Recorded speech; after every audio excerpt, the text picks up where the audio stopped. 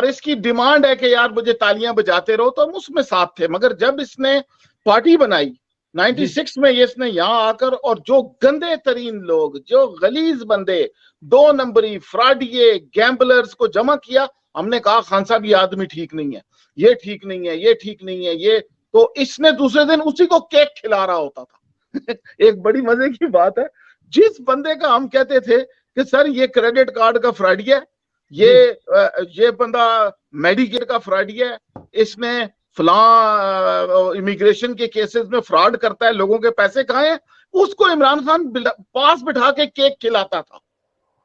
तो फिर हमने सोचा यार ये क्यों, ये बुरे लोगों को क्यों जमा कर रहा है, और अच्छे लोग, अच्छे डॉक्टर, साइंटिस्ट, आर्टिस्ट, उनको नाराज कर देता था।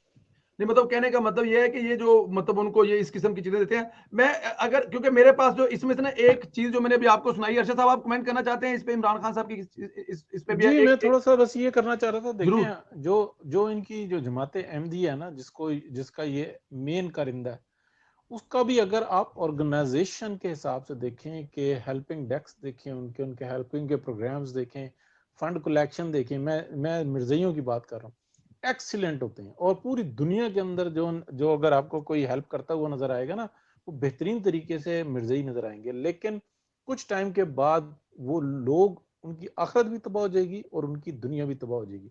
उनका ये समझ में नहीं आएगा कि हमारे पास मनूसत क्या पड़ रही है, और फिर उसको सेटल करने के लिए एक नई टीम आ जाएगी।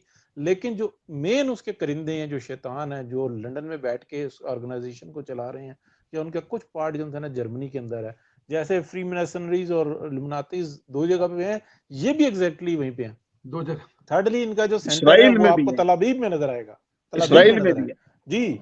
जो इसको फंडिंग की ऑर्गेनाइजेशन जो है ना, जो इसकी फाइनेंशियल ऑर्गेनाइजेशन है, वो तलाबीब से होती है, क्योंकि ये एक्सपर्टीज वहां से दी जाती हैं।